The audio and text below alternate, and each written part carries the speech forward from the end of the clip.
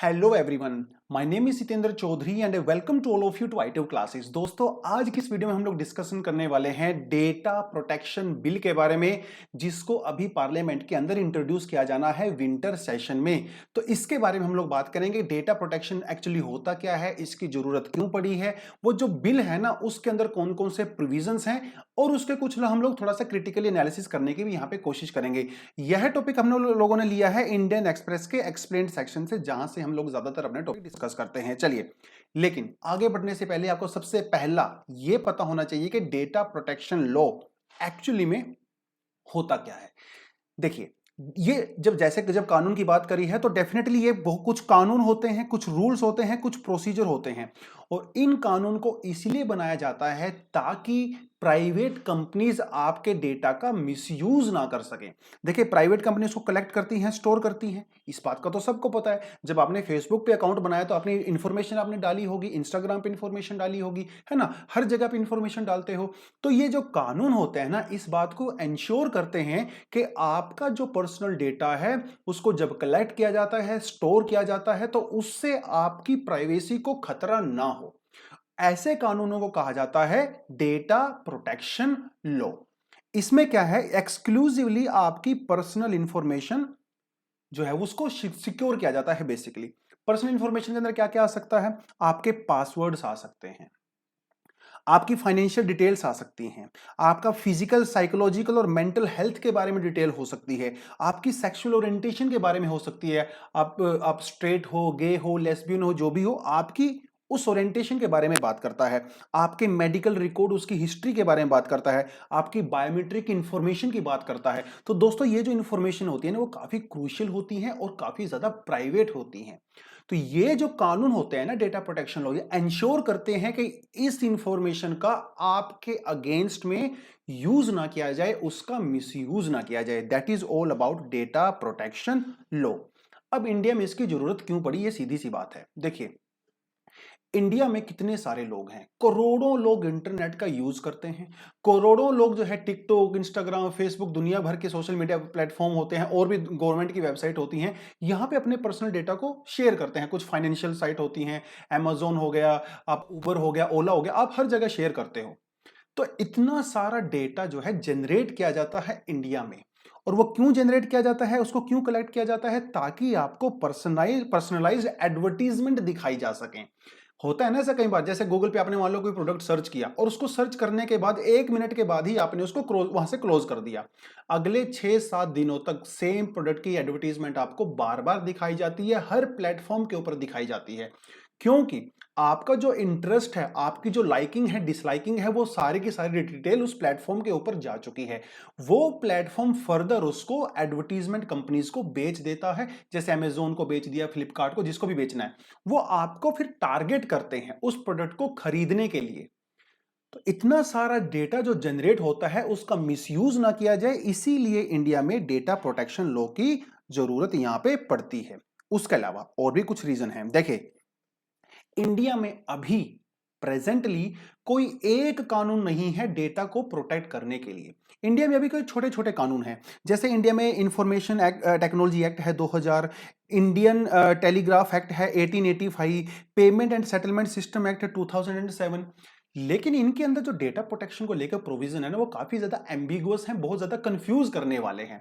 तो इंडिया में कोई एक डेटा एक्चुअली है नहीं, इसीलिए भी इंडिया में इस तरह के कानून को इंट्रोड्यूस किया जाना बहुत ज्यादा जरूरी था। देखिए, एक चीज आपने सुनी होगी, data is the new oil, यानी कि इंफॉर्मेशन जो है वो वो तेल से भी ज्यादा कीमती है। आपने देखा होगा, जैसे एसबीआई के कार्ड, एचडीएफसी के कार्ड, आईसीआईसी के कार्ड जो है, जोमैटो, स्विगी, इन सब का डेटा लीक हो जाता है डार्क वेब पे। तो ये जो दोस्तों इंफॉर्मेशन होती है ना, जो डेटा होता है ना, ये सिर्फ इंफॉर्मेशन नहीं होती है, ये सिर्फ कुछ लेटर्स और वर्ड्स का गेम नहीं होता है, ये आपका नेशनल एसेट होता है। इसके ऊपर बहुत सारी चीजें डिपेंड करती हैं। अरे 2016 का जो इलेक्शन था अमेरिका के अंदर, पूरा इलेक्शन ही का रिजल्ट चेंज हो गया, क्योंकि वहां से लोगों का डेटा कलेक्ट करके उनको टारगेट किया गया था। तो ये नेशनल एसेट भी है। अगर अगर इन प्लेटफॉर्म के पास आपकी इंफॉर्मेशन है तो आपके ओपिनियन को चेंज किया जा सकता है। आप किसको वोट करते हो, कौन से बैंक में अकाउंट ओपन करवाते हो, किस तरह के कपड़े पहनते हो, हर चीज आपकी इन्फ्लुएंस की जा सकती है अगर आपको टारगेट किया जाए तो जब ये इतना बड़ा नेशनल एसेट है तो इसकी प्रोटेक्शन किया जाना भी बहुत ही ज्यादा जरूरी है।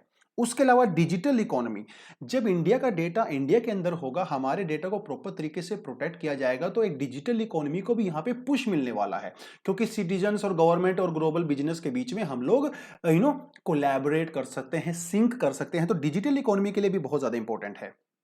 चलिए, ये सारी की सारी बातें हो गई।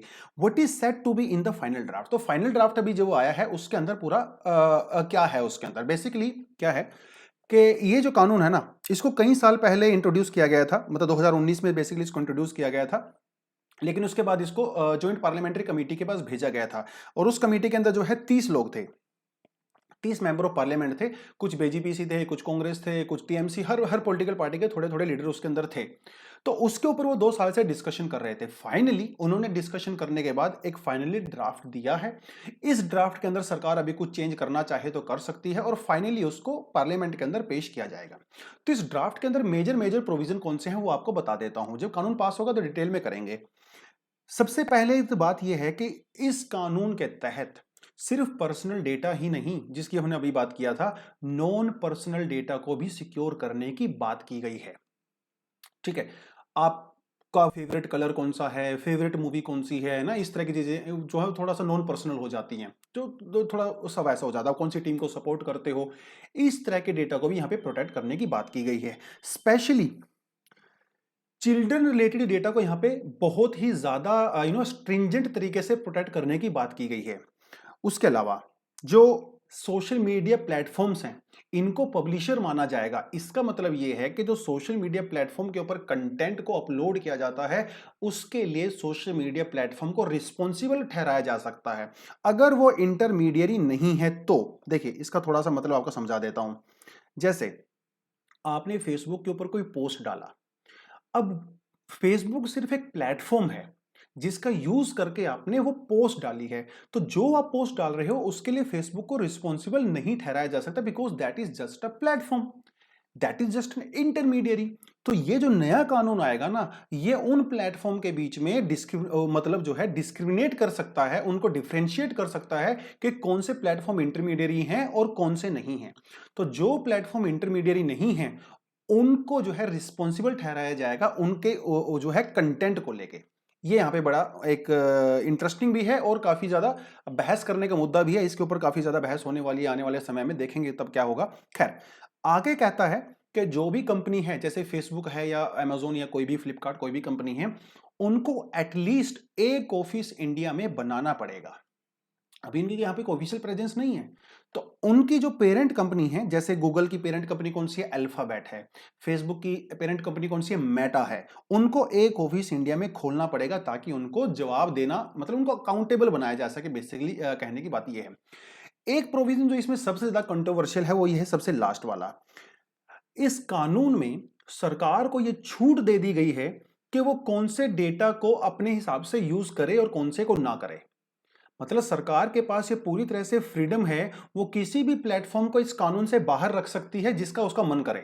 मतलब वो सरकारी जो ऑर्गेनाइजेशंस हैं उनके ऊपर किसी तरह का कानून लागू नहीं होगा, लेकिन जो प्राइवेट ऑर्गेनाइजेशन है उनके ऊपर लागू होगा, ऐसा कुछ प्रोविजन इसके अंदर डाला गया है।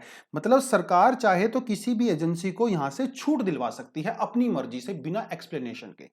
थोड़ा सा कंट्रोवर्शियल है, तो ये कुछ प्रोविजन थे इसके अंदर। अब बात करते हैं रिएक्शन की। जब भैया इतना बड़ा कानून आएगा तो रिएक्शन तो होना लाजमी है। देखिए, ये जो ट्वीट यहां पे दिखाया गया ना, जयराम रमेश का ट्वीट है, इन्होंने 2 दिन पहले किया था इसको। इन्होंने इसको क्रिटिसाइज किया है, और गूगल ने भी इसको अपना थोड़ा सा अपोजिशन दिखाया है यहाँ पे। हालांकि उबर और ओला जो कैब्स वगैरह हैं, इन्होंने इसको सपोर्ट किया है, और पेटीएम ने इसको भी इसको सपोर्ट किया है, बहुत सारी कंपनी ने सपोर्ट किया है, कुछ ने इसको अपोज किया है। गूगल हो गया है ना, जैसे इन्होंने, ये डेफिनेटली इनको तो अपोज करना ही था, क्योंकि तो बहुत ज्यादा डेटा शेयर करते हैं दूसरी कंपनी के साथ। फेसबुक ने अभी कुछ बोला नहीं है हाँ और ना, हालांकि फेसबुक भी डेफिनेटली इसको अपोज ही करेगा। तो ये कुछ चीजें हैं यहाँ पे। सबसे ज्यादा जो क्रिटिसाइज किया जा रहा है वो पिछले वाले जो स्लाइड के इसके चौथे प्रोविजन को किया जा रहा है कि भैया आप सरकार को इतनी खुली छूट नहीं दे सकते।